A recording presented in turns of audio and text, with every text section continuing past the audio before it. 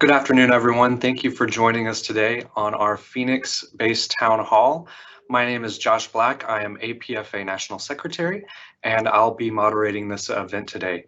We're very excited to offer this opportunity for the Phoenix base, and I will turn it over to your Phoenix-based leadership to introduce themselves.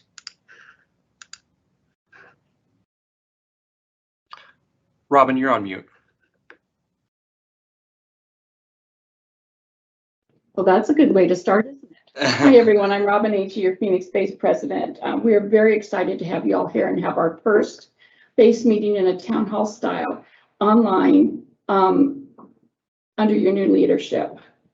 We are hoping that in the fall we'll be able to have an in-person base meeting like we used to do back in the day. And we'll know more when it comes time, depending on the, of course, the COVID restrictions and the CDC guidelines. But to begin with, I'd like to introduce our leadership. As I said, I'm Robin H., the Phoenix-based president, and now I'm going to turn it over to Socorro Flowers, our Phoenix-based vice president.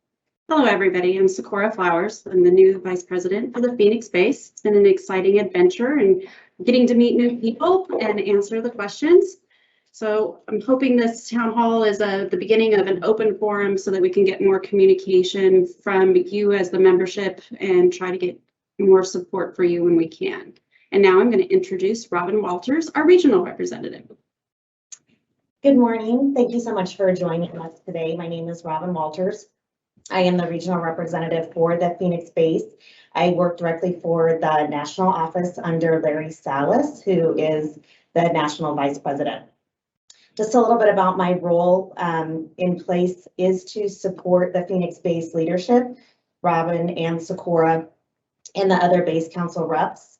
My role would come into play in a scenario where there would be some type of a nod, an individual nod, or a grievance, an individual one, or a base grievance. If something was not resolved here at the base level, which Robin and Socorro and the other base council reps are extremely successful with, the nod would move on to a national level, and that is a scenario where I would take over and progress the nod through the grievance process with the company.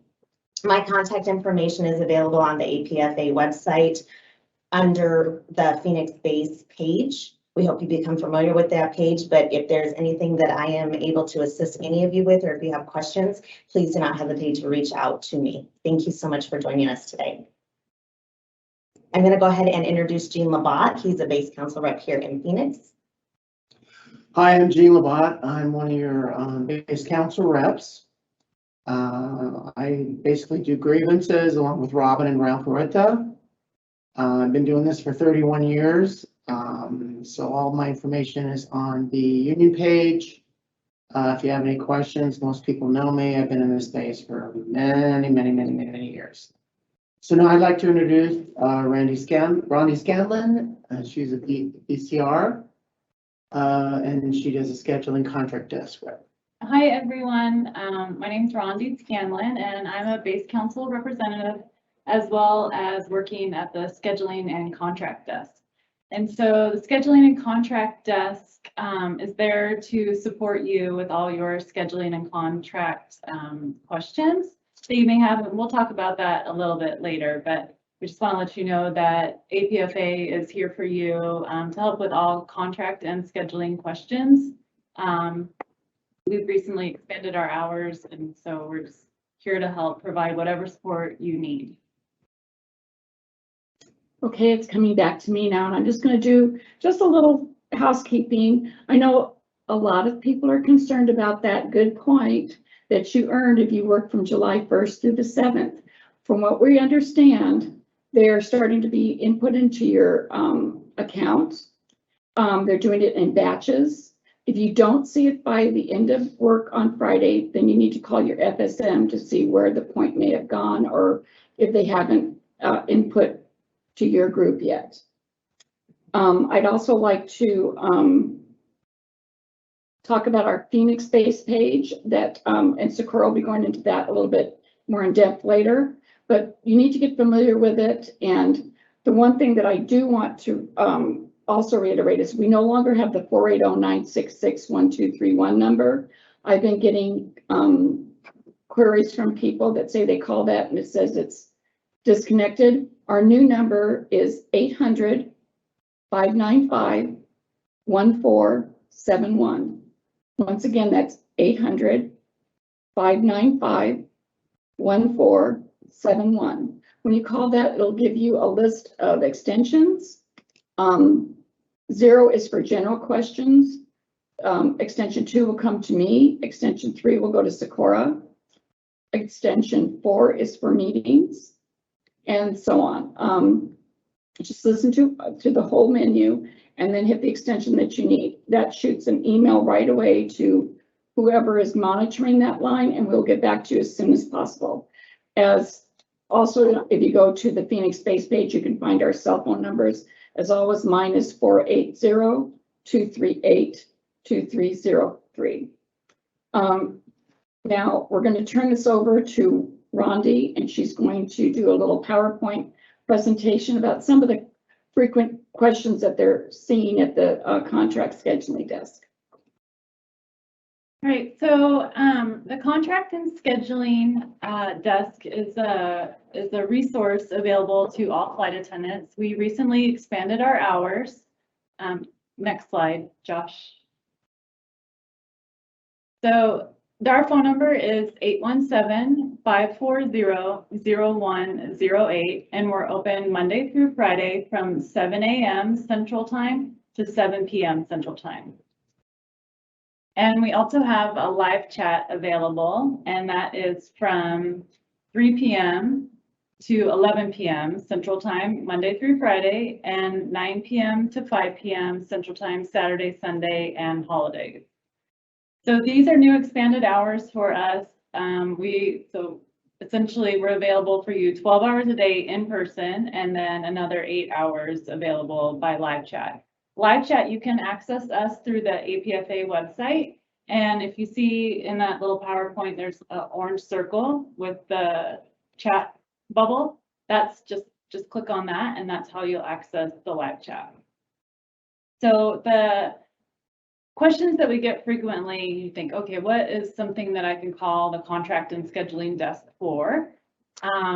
One thing could be if you're on a trip and you're thinking, oh my gosh, I am going to be late.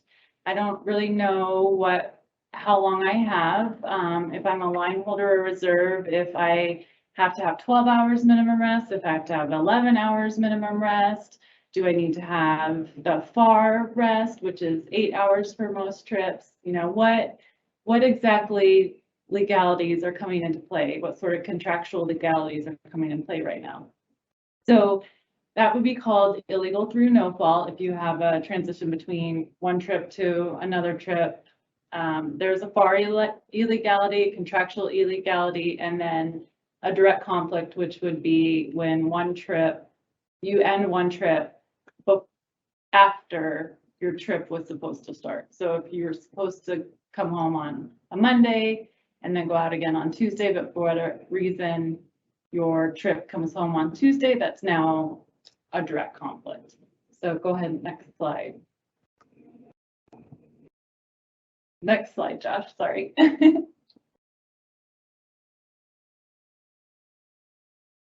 So this is illegal through no fault. It's a FAR legality. If you go back one slide, Josh, please. FAR legality for most trips, especially in Phoenix, it's 8 hours.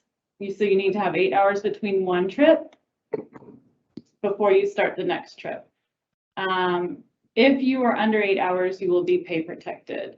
If it's possible for you to split back on the trip, you can. If it's impractical for you to split back on the trip, you'll be pay protected for the entire sequence. If there is a spot where you can be split back on, you will be pay protected until you become FAR legal, but you also have the option to not split back on at all. So there's just, you have a lot more options available for you. Most trips that we do see, all actuality, you can't be split back on. So go ahead in the next trip. Sorry. The next one, it's a contractual illegality. So if you are a line holder, you need to have 11 hours minimum rest. If you are a reserve, you need to have 12 hours minimum rest. If your trip arrives below those hours, you follow under contractual rest. Crew scheduling will not remove you for your next trip unless you want to be removed, because the assumption is that you will want to keep the trip. If you do want to be removed, you just need to contact crew scheduling at the end of your trip to be removed. If you also want to, if it's possible for you to split back onto the trip, you can also split back on and receive some pay protections or receive some pay in that way. But if you are removed due to contractual illegalities, there's no pay protection if you're removed from the entire trip. Okay, next slide. And then the next illegal through no fault is a direct conflict. And this is when your trip arrives after you are supposed to report for your next trip. You'll be removed from the second trip, and then you'll be pay protected for the combined value of both trips. So essentially you would be made whole. That's fine. And so this is just a little flow chart. This information can also be found on APFA's website under the JCBA department page. But it's just a little chart that shows when you would be pay protected, what scenario you are in, if it applies to you, if you're pay protected, if you're not pay protected. But I just wanted to let you know that this information is available on APFA. If you click on the departments page, this is on the JCBA section.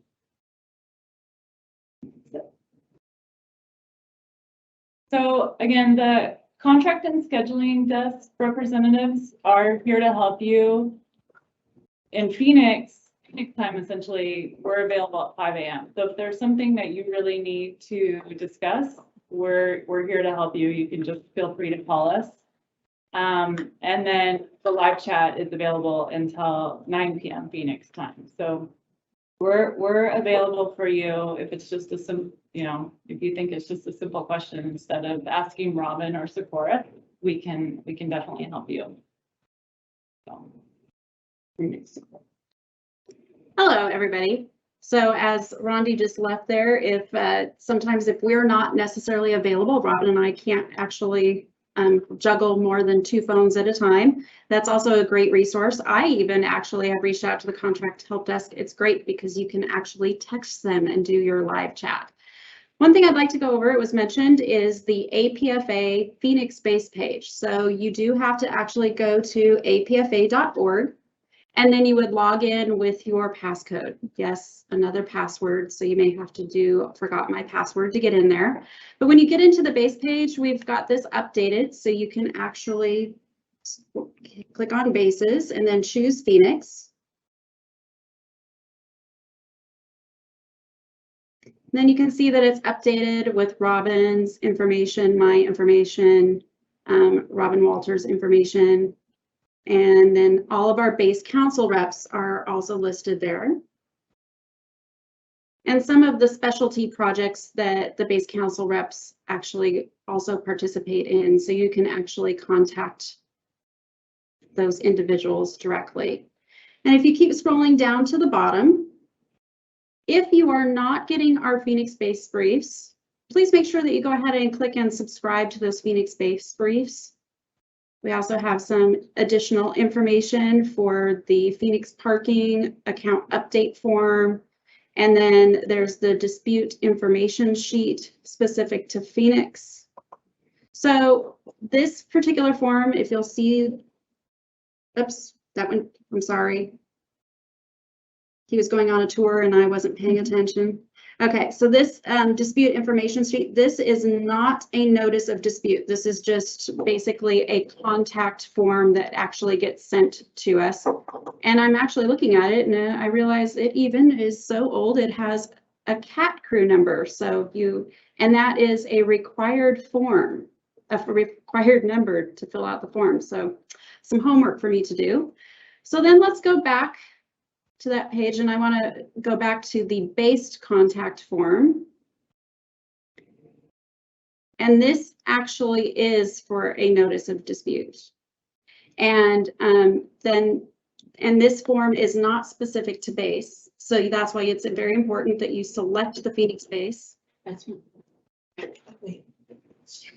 I'm being corrected. I thought it was the notice of dispute. no, the notice of dispute is the other one. other one that you showed at first. The one that has the cat here, Yes, even though it says it's not a notice of dispute. it's not the notice of dispute. That information is given to us, then we'll put it into a notice of dispute. Okay, That's how they ask for one. that's how they ask for one. Okay, so that is the notice.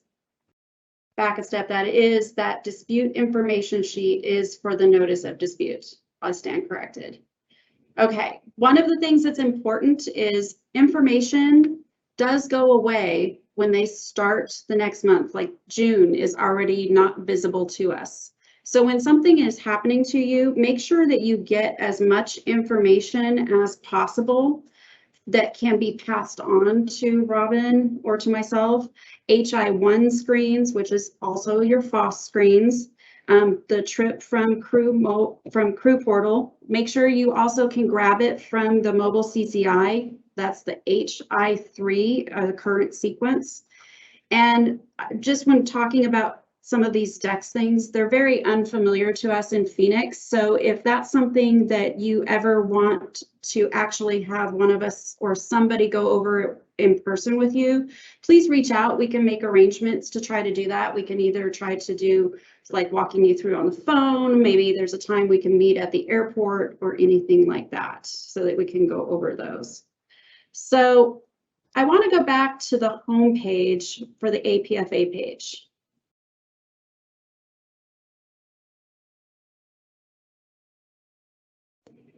And if we kind of scroll down, you're going to see some of the forms that are listed.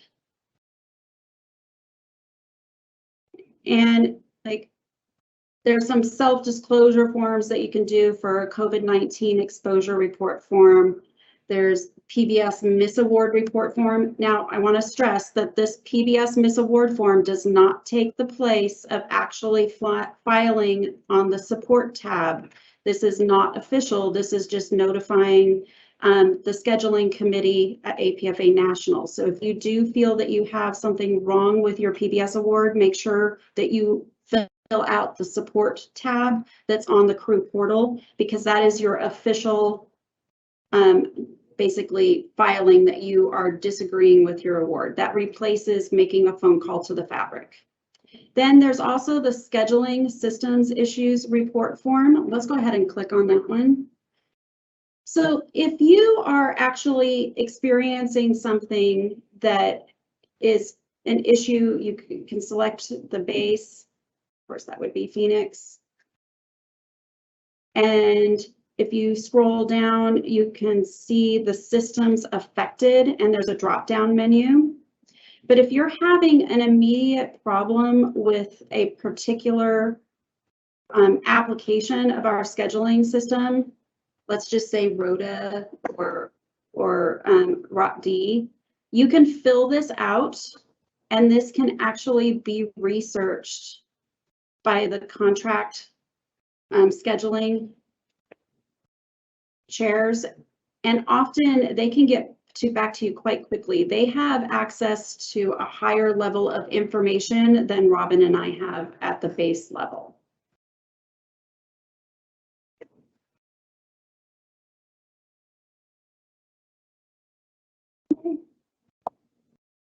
And then I'm just going to go back to the other forms, just to kind of quickly go over those.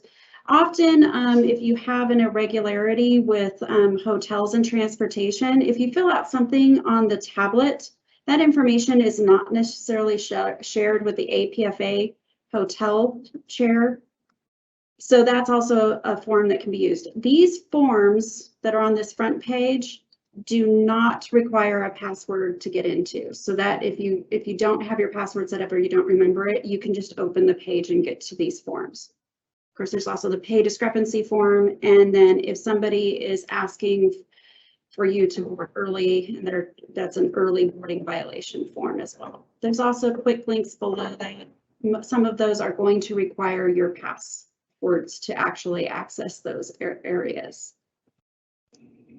Am I missing anything on that? Okay. So I think that covers everything on the page. And of course, if you do come up with questions, you can go ahead and submit them at this time, or you can also reach out to Robin and I if you want to go over those maybe in a more one-on-one situation. All right, and then I think we're ready to start the questions and answers. Thank you, Sakura, for all of that great information. I know the APFA website has a lot of really helpful information, and those forms are really important to helping our flight attendants. So thank you for going through that tour. Okay, so let's go to some of the questions that we've received so far. The first one has to do with the EVLOAs and potentially canceling those EVLOAs. We got quite a few questions regarding that, and I'm going to hand that over to Robin to address that. As the special hotline went out and we said, company's really not giving us a lot of information on it. All we can do is conclude from the very little information they've given us that they do have plans to call back the EVLOAs because they are anticipating our flying coming back, especially the IPD after open skies, and they're hoping that that will happen sometime in September or October. So we'll need more people back. And before they can hire, they're going to, of course, bring back our EVLOAs. But all we can do is conclude on that. We don't have any information. This is what, it's a company decision. They have not shared a lot with us. We can only conclude that if that's the case, they'll follow what they've always done, which is to have you bid to come back at a certain time, and it'll be done by a seniority basis. As soon as we get more information, we'll be able to share that with the membership. But until we just don't want to assume, because we know what assume is. So we're just waiting to get the correct information from the company before we can go forward with what any more information for you. Thank you, Robin. Okay, the next question that we have, with scheduling continuing to ignore the contract and wrongly reschedule, reassign crews, especially when out of domicile and another base, how can we see if there are still standby reserves available at the airport whom they should be utilizing first? And Sakura's going to take that one. So this is something that we are missing in Phoenix. We were used to being able to see the transparency with CAT crew, and we have the daily call out reports for aggressive assignment sequence and assignment standby, but we actually are not able at this time to see when standby reserves are actually used. We can filter the ROTA future report to see who's on standby, and we can see at what their start times are, but we can actually see if they have been called out on their standby shift. So that is something that APFA has asked the company for, and it has been put on the list of enhancements, but at this time there is no official way to actually see when standbys are used.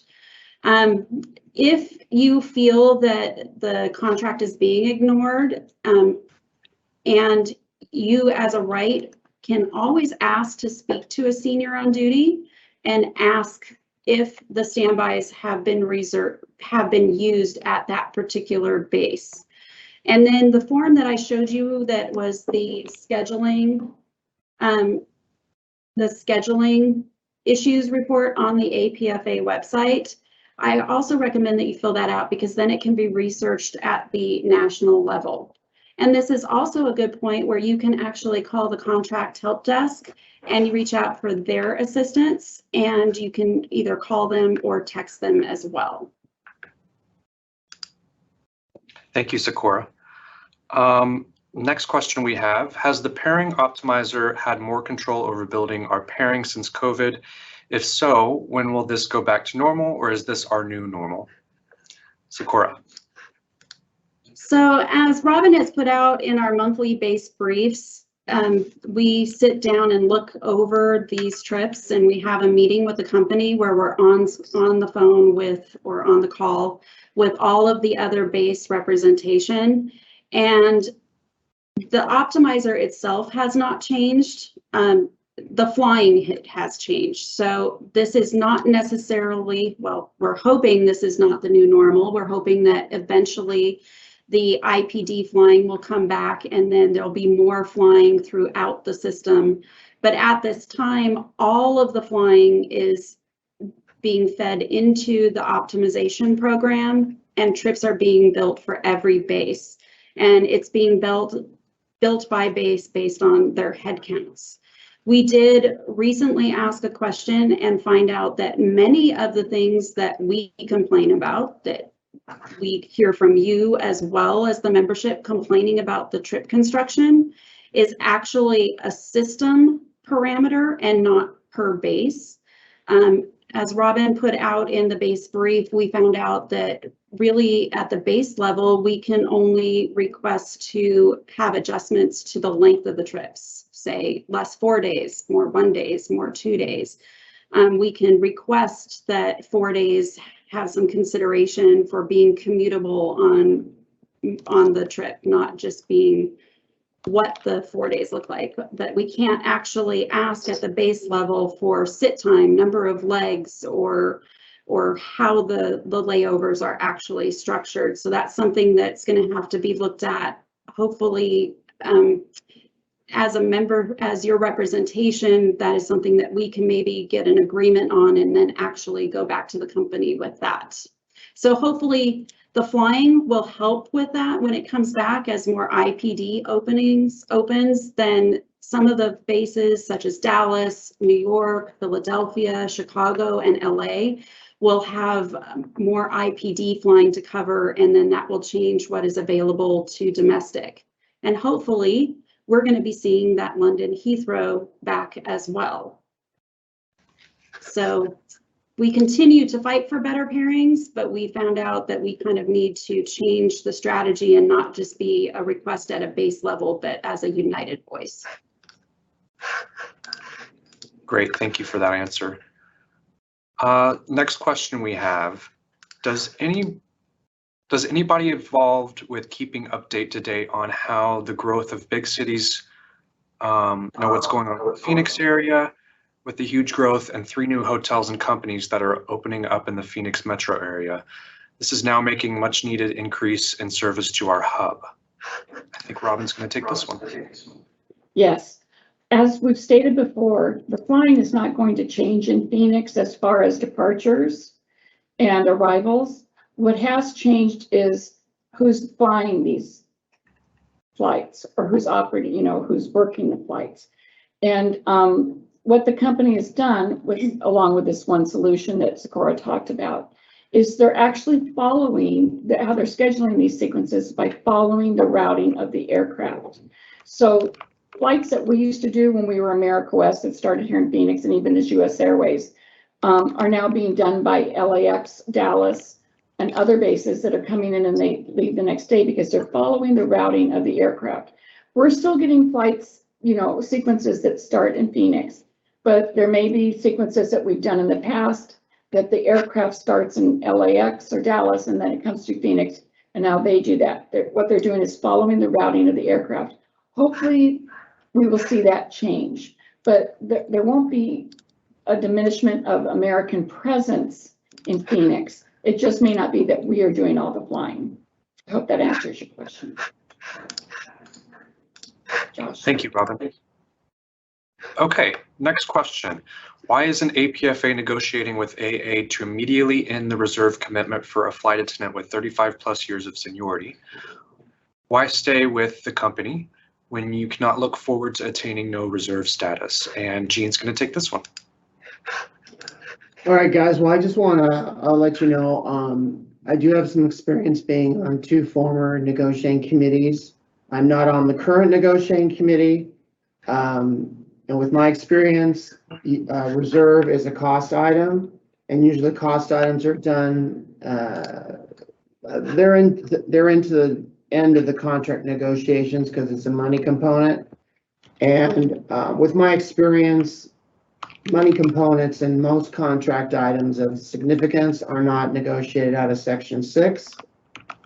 My understanding is negotiating committee has been, they are together, they are doing their research and homework when they do their openers with the company, and I think it's going to start the end of September. And they do know that reserve is a top priority for the membership. So my advice is just keep listening for updates to come from your negotiating committee, and you will, I'm sure, have briefings, because I'm sure once they start negotiating, they'll have some town halls on feedback from their membership. And the first thing, usually what most negotiating committees in my experience have done, is there'll be a questionnaire that goes out to the membership on what are your top priorities for this next contract. So that's all I have to add to that question. I hope it answers some aspects of it. And thanks. Thank you for that, Jean. Okay, next is it possible to have ongoing transparency regarding rooftop parking in Phoenix? I'd like to know where I am on the wait list, and I believe Robin's going to answer this one. Well, we've been asking the same question, and I want you to know that we're getting the same answers. If you have any question, you need to call Marie Kiziak at 480-693-2935. Marie is handling the parking program. I'd like to do a little back information so that everybody knows.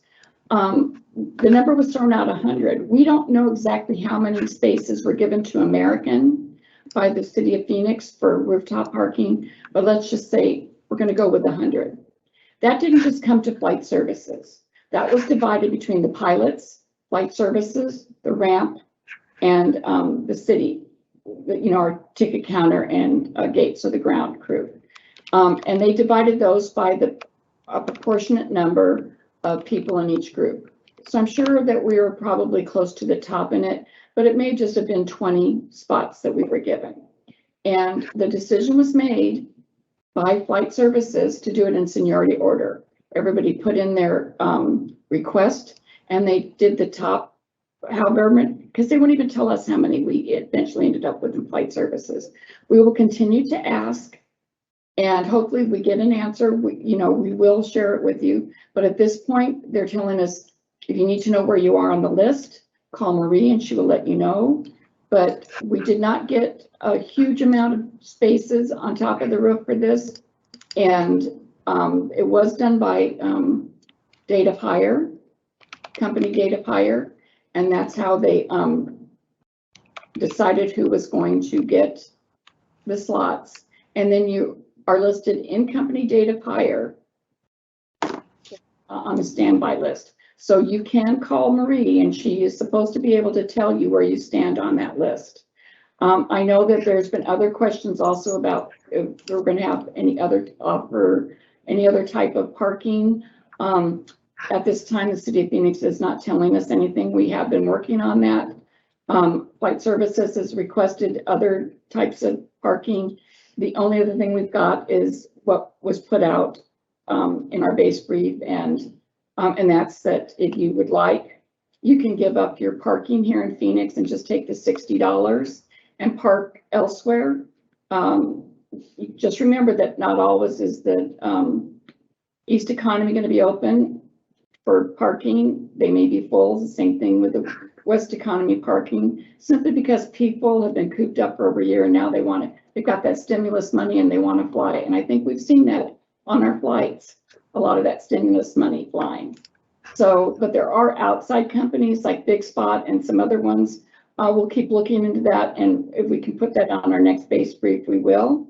But we'll continue to work with the Phoenix Flight Service Management to see if we can't get more transparency when it comes to the parking. Thank you. Great, thanks, Robin.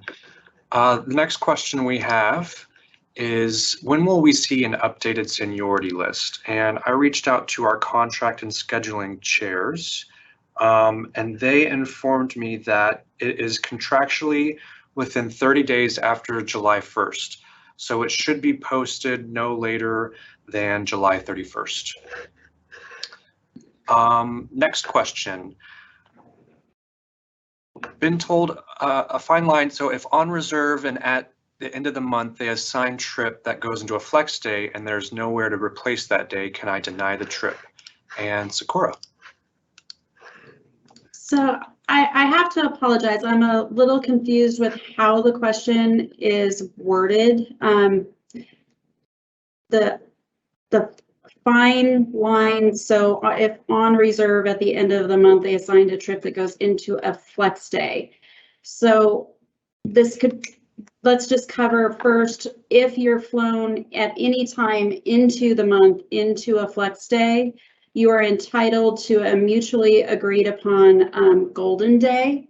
And this is a section of the contract that when you're on reserve, maybe you want to screenshot. It's section in the JCBA, it's section 12D.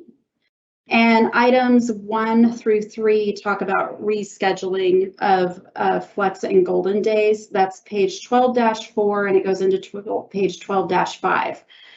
One thing that is in pretty much in black and white in this section, in section 3, the very last paragraph, is if the reserve has no more days of availability in the bid period to be converted to a golden days, the reserve may not be utilized on the flex day unless he consents to such assignment, in which case the pay protections specified in this paragraph D shall apply. So that is something that you can actually quote back. If this is your last group of reserve days and you have the rest of the month off, or it's before vacation at the end of the month and there is no place to replace your used flex day, you do not have to accept that assignment. Now, as far as the end of the month, current operations supersedes future operations. So this month would supersede next month. So if you are on reserve at the end of the month, those days are looked upon when they're going through the priority of assignment, that a day off as a line holder is considered a flex day. Of course, in your line holder month, the flex day the day off is not replaced, but they would be looking for first people that are month-to-month reserve. And then they're going to be looking for people who have the day off, because that would be removal of a flex day, because they're going to look for those individuals before they actually look at removing a trip. But then when it comes to there is nobody else that's on reserve in that month, then they're going to go ahead and they are going to go ahead and give you an assignment that would conflict in either of two ways that Rondi mentioned earlier. There's a possibility that the reserve assignment, when it releases, makes you far illegal for the next trip, and you would be removed with far illegalities. And that's where you'll see the most transparent pay protections. You get paid for both trips. The other is direct conflict, and that is a little bit different, because the wording on that is the combined value of the trips. So the key word is combined value.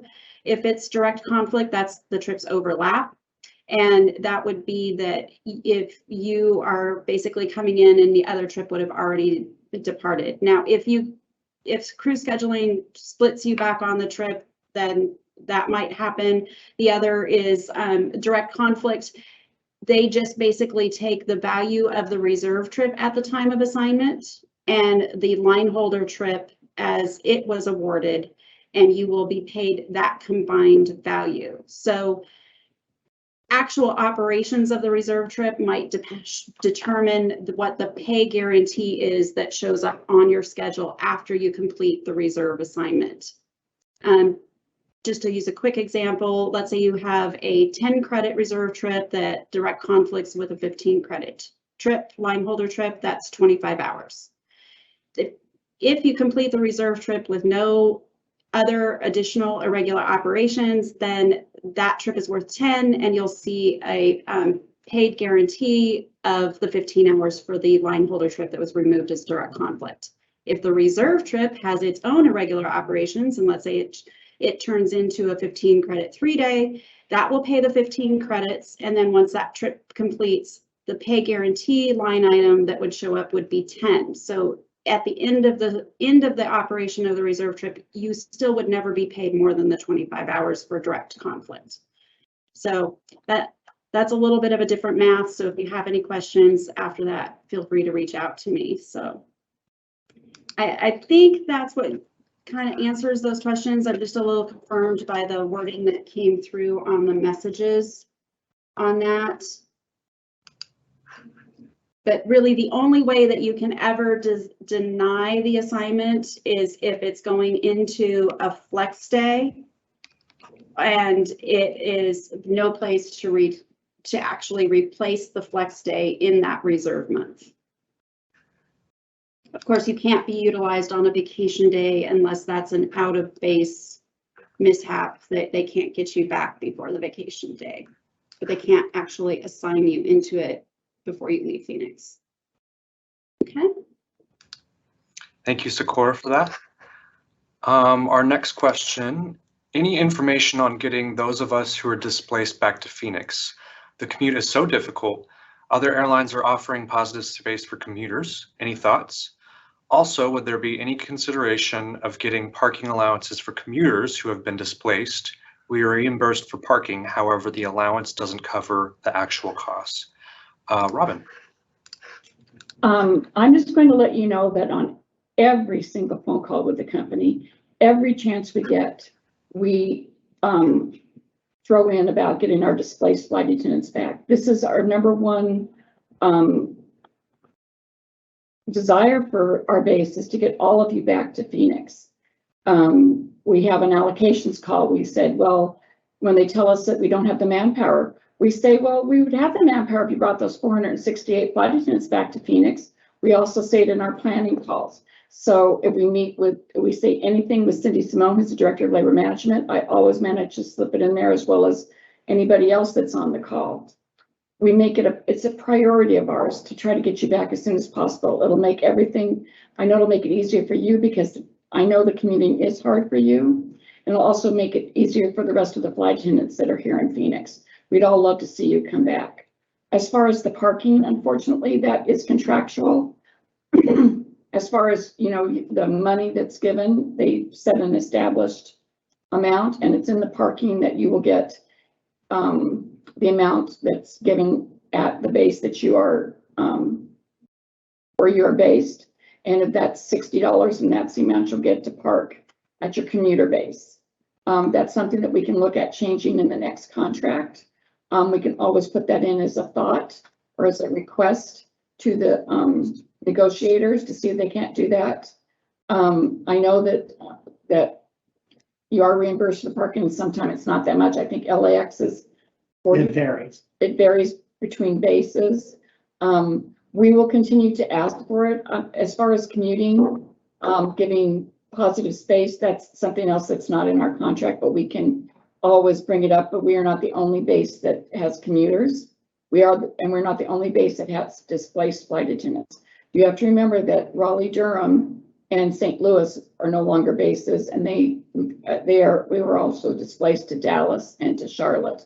And when some of the when the flight attendants came back from being furloughed, they were also displaced. So that's a big group, and we would love to do this. I can't, just as an example, if we gave everybody positive space that's commuting to Dallas, they would have to do a special airplane, because we've also got all the people that are doing training and that are commuting there. So there's quite a few people already on positive space going, and you can see this on many of our flights into Dallas. I know that doesn't help you, and I know that's not the answer that you want.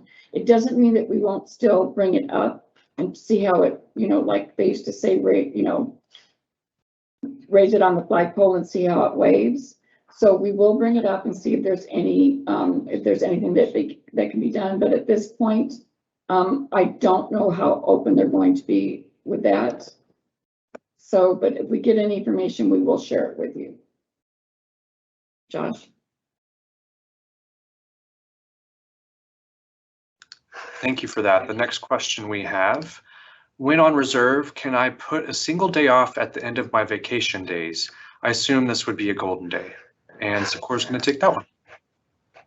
Yes, when you are bidding for your reserve days in PBS, you can you can ask for a day off that is either a single day off in front of or after vacation. It can also be in front of or after a VEX day as well.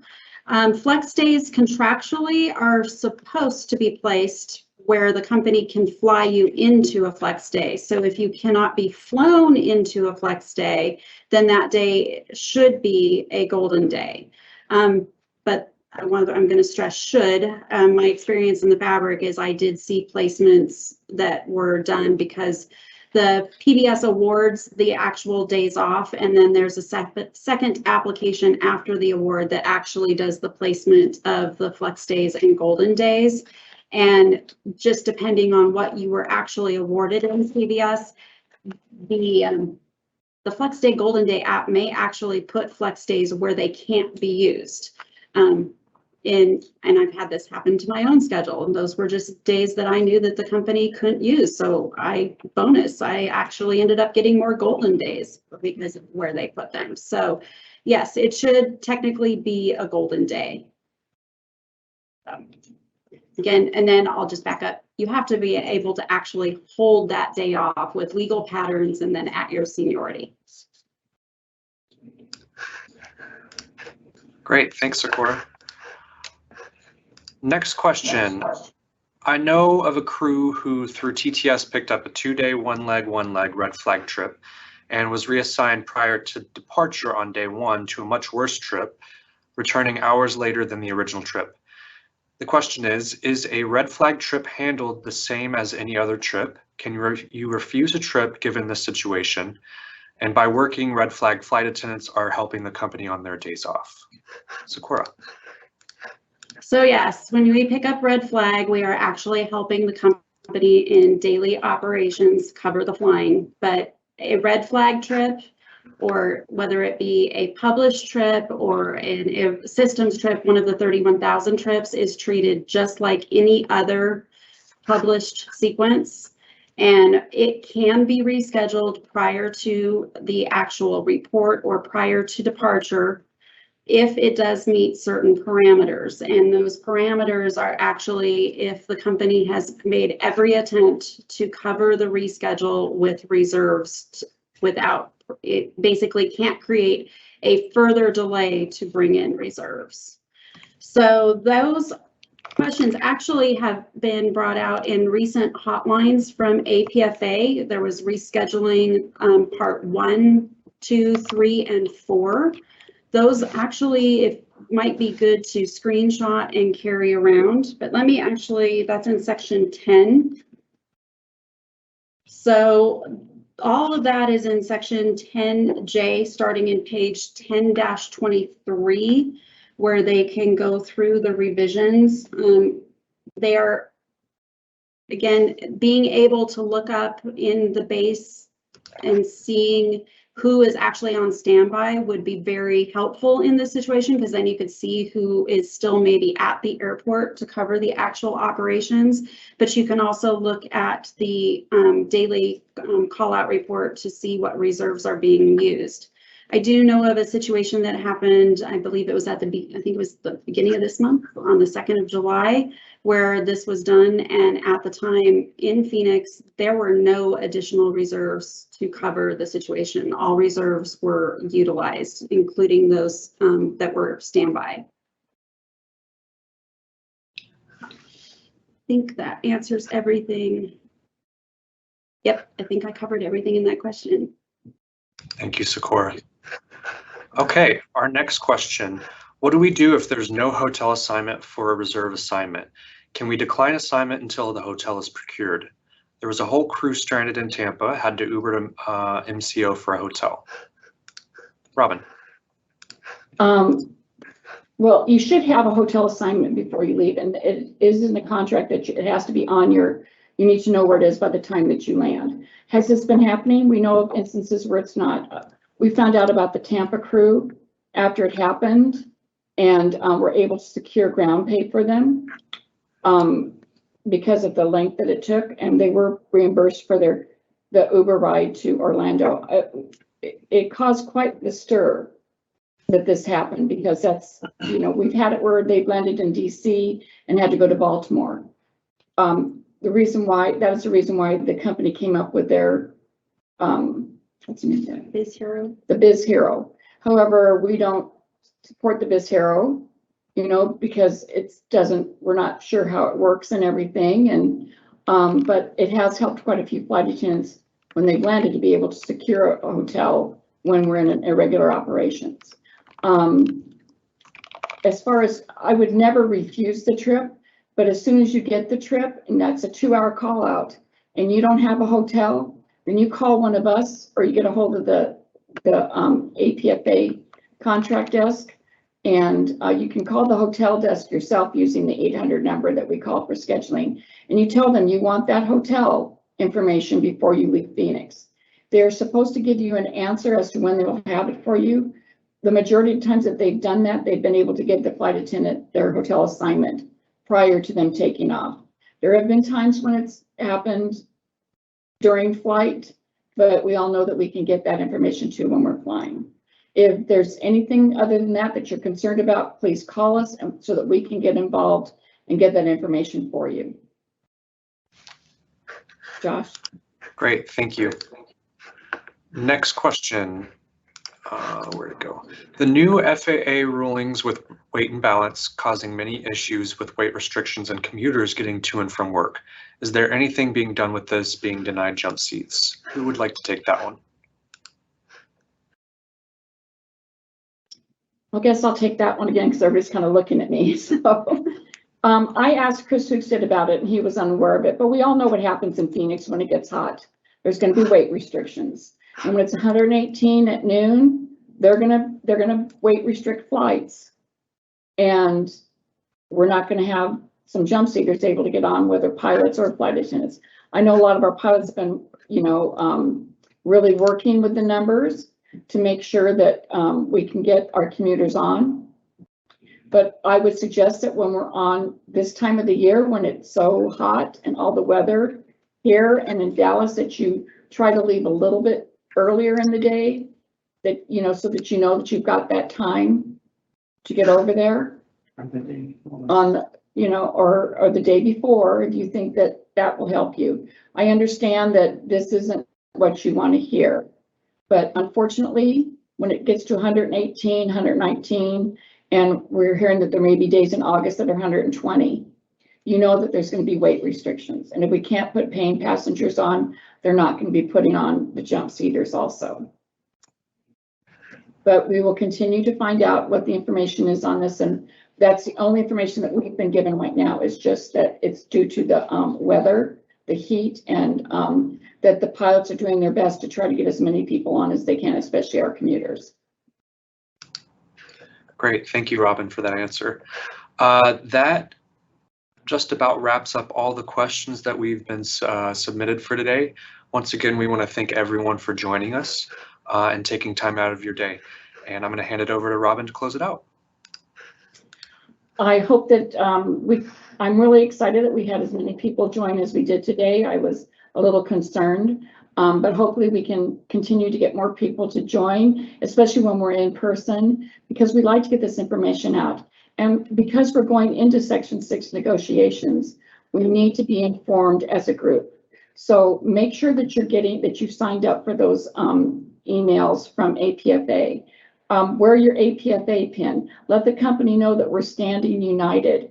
We won't get the contract that we need, especially what we definitely need are quality of life improvements in our contract, if we don't show that we're united. If you have any questions, please call us. I know the majority of you do have our phone numbers, and as we said before, we gave them earlier. But go on to that apfa.org page, go to the bases and go to Phoenix, and it's got everyone's phone number on there. I'd like to also remind you that our scheduling team that reviews all the sequences and the manning numbers is myself, Socorro, Scott Barnes, and Michelle Wentworth. And we get those sequences usually 2 days before the meeting, and it takes a lot of us a lot for us to go through everything, to talk to each other, and to figure out what we're gonna ask for and what we'd like to see changed. With the one solution, I don't know how much we can get changed, but we are still working with it and trying to get things so that we get the type of flying that Phoenix so deserves. And once again, I'd like to thank you. I'd like to thank Robin Walters, Jean Labatt, Rondi Scanlon, and of course, Socorro Flowers. And we hope to see you again soon. And please, we do have the union office upstairs, right outside the crew room. It's just catty corner across from the purser room. So when you come in the door, that first door, you're going to take a left and we're the first door on the right. Please come and see us, okay? Thanks so much, and we hope you have a great day. Thank you, everyone.